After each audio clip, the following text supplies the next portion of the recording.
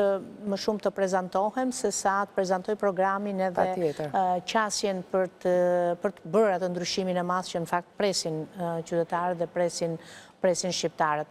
Është e vështirë, është një betejë e vështirë, për ne gratë është dy fishe vështirë sepse futemi në kushtet pa barabarta në të gjitha kuptimet, në qoftë edhe në stereotipit apo çështje të prekshme, çështje financiare, themi problematika që burrat e kanë edhe më të lehtë. Zënë Çupi, që kur ka dalë lista e kandidatëve deri sot, si mund të quhet kjo rezume këtyre ditëve në kuadër takimeve tuaja, punës tuaj dhe çfarë merrni nga elektorati? Gjithmonë drejtuar jush si personalitet Partia Demokratike. Lista e hapur pikërisht këtë të mirë ka, në kuptimin që të bën të komunikueshme dhe të lidhur drejt për drejt me votuesin.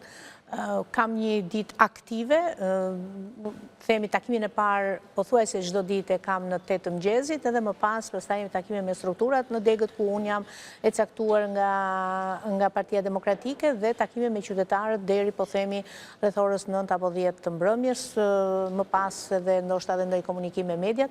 Pra është një ditë aktive, është në komunikim të përhershëm.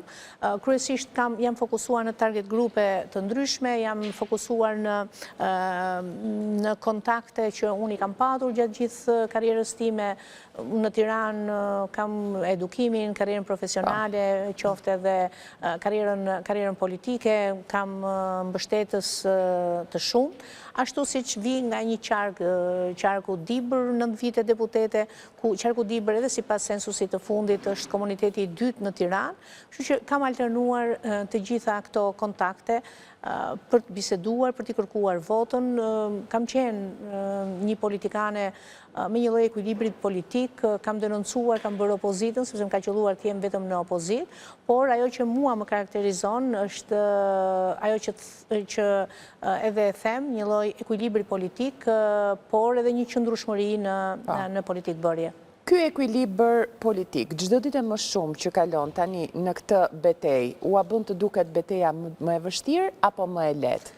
Sepse duhet ta pranojmë që është një sfidë e vështirë. Sfida është e vështirë, patjetër, po qasja ime politike nëpërmjet denoncimeve, për shkak se e përsëris kam qelluar të jem gjatë gjithë viteve në opozit, nëpërmjet denoncimeve, nëpërmjet ngritjes problematikave, përfaqësimit të komunitetit që më kanë votuar, unë kam ngritur çështje të qytetarëve që i kanë shqetësuar për shembull investimin në Skavic, çështjen e minatorëve, statusin e minatorëve, unë kam projektlisht të depozituar për statusin e minatorëve, kam ngritur disa herë zërin në seancë plenare apo në Komisionin e Ligjeve, si nën kryetare e Komisionit Ligjeve, shqetësimin e kushteve dhe të sigurisë së minatorëve, pagat e tyre, statusin e tyre.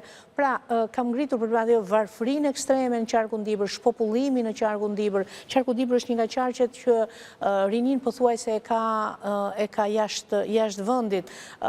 Është një qark pa investime, është një qark ku janë mbyllur shkollat dhe nuk ke rrugë, nuk ke akses të themit përgjithshëm në shumë njësi të qeverisjes vendore. Por ashtu, siç kam ngritur problematikat e qarkut, kam ngritur çështjet minimumit jetik. Jam ndër deputetet e para që e kam ngritur shqetësimin e minimumit jetik. Kam kërkuar interpelancë me ministren për çështjen e minimumit jetik. Çështjen e korrupsionit, unë kam punuar në administratë dhe e njoh mirë administratën, e njoh mirë aty ku shkon keq një hallkë e shtetit, padyshim është një problematik pastaj për gjithë shtetin.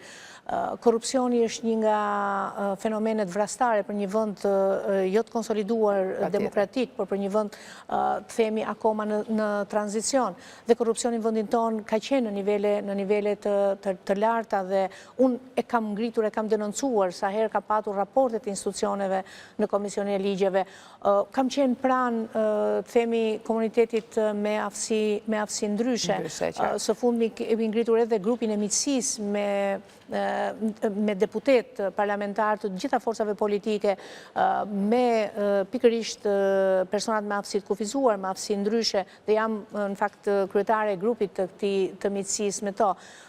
Pra, kam patur një qasje politike të qëndrueshme gjatë gjithë kohës.